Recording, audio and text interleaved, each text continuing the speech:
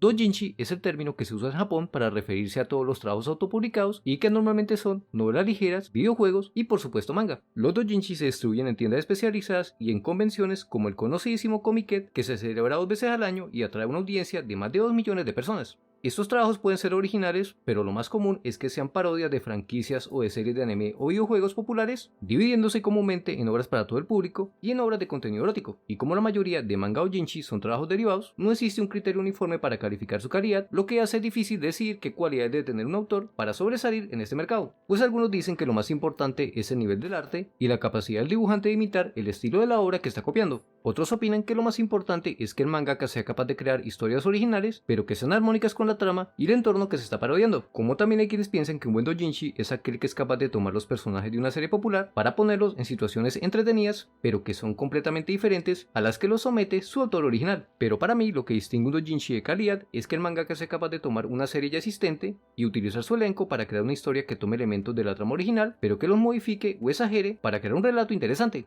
o que tenga la habilidad suficiente para reimaginar el mundo de la serie que elige para parodiar y que aproveche sus personajes con todas sus idiosincrasias para producir una historia que sea impactante. Y uno de los autores de doujinshi cuya obra cumple con todo esto y que para mí es uno de los mejores exponentes de este nicho es Tako Tsuboya. Este autor viene publicando desde hace más de 20 años y podemos encontrar trabajos suyos que se remontan a principios de los 2000 en los que se puede apreciar su gusto por parodiar novelas gráficas y juegos bichoyo. Estos primeros libros se distinguen por el uso de un estilo propio del anime y manga de los 90 en los que Tako Tsuboya se dedicó a dibujar parodias eróticas simples que honestamente no son muy buenas, pero con el pasar de los años comenzaría a cultivar el estilo por el que se haría conocer en la escena del doujinshi y que consiste en retorcer de una manera extrema los escenarios de los mundos y de las series en las que se basa para sus libros, con lo que acaba concibiendo unos relatos cuya esencia es la trama de la obra original y en la que sus personajes retienen los rasgos de personalidad por los que son conocidos, pero puestos en entornos que pueden ser o más realistas o mucho más ridículos y perturbadores. Y el mejor ejemplo del tipo de cosas que se inventa este mangaka es su trilogía de Keion publicada en los cómics 76, 77 y 78. Para quienes no lo sepan, Keion es una serie de manga Slice of Life que tuvo un anime producido por KyoAni en el 2010, donde se nos cuenta la historia de 5 estudiantes de primer año de preparatoria que forman un club de música y las aventuras que pasan para convertirse en una banda. A Keion solamente la podemos describir como una comedia graciosa y dulce, y una de esas series que nos sentamos a ver cuando queremos olvidarnos de los problemas del mundo exterior y solo queremos disfrutar del día a día de un grupo de chicas bonitas que tocan música,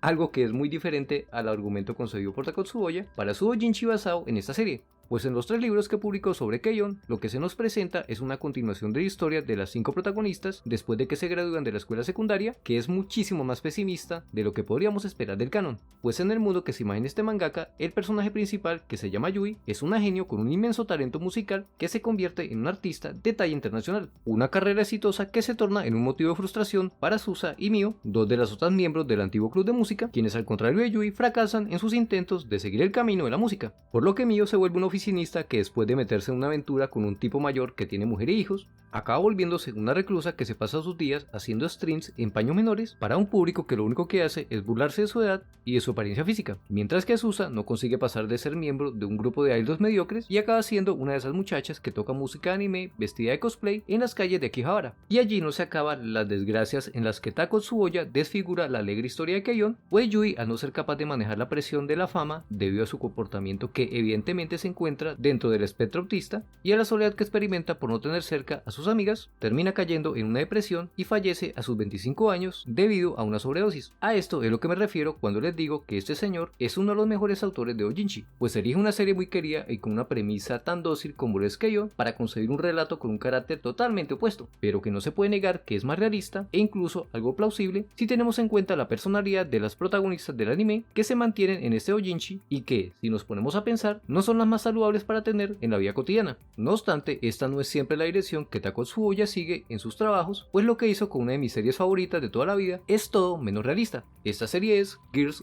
Panzer, que fue producida por Bandai Namco en el 2012 y que trata de un mundo donde existe un deporte llamado Senshado en el que equipos de mujeres se enfrentan conduciendo tanques de la Segunda Guerra Mundial. En este anime, nuestro personaje principal es una muchacha de secundaria llamada Miho que pertenece a una de las familias de practicantes de Senshado más prestigiosas, quien tras ser transferida a la secundaria Orai es reclutada por la presidenta del consejo estudiantil para comandar a su equipo de Senshou, pues esa escuela está a punto de ser cerrada y la única posibilidad de mantenerla abierta es ganar un torneo nacional. Todo esto es una idea encantadoramente ridícula que genera un millón de preguntas, comenzando por cómo carajos es que las personajes no vuelan en 1000 pedazos cuando se la pasan dándose de cañonazos y de ráfagas de metralleta durante las partidas de este, entre comillas, deporte. Y precisamente por eso y por muchas otras cosas que no alcanzaría a explicar en este video es que me encanta esta franquicia. Pues bien, parece que Takotsuboya también es un fan de esta serie y por eso le dedicó 3 libros en los que también decidió traumatizar a todo su elenco, pero no con un enfoque realista, sino con un relato en el que además de burlarse de las incoherencias propias del mundo de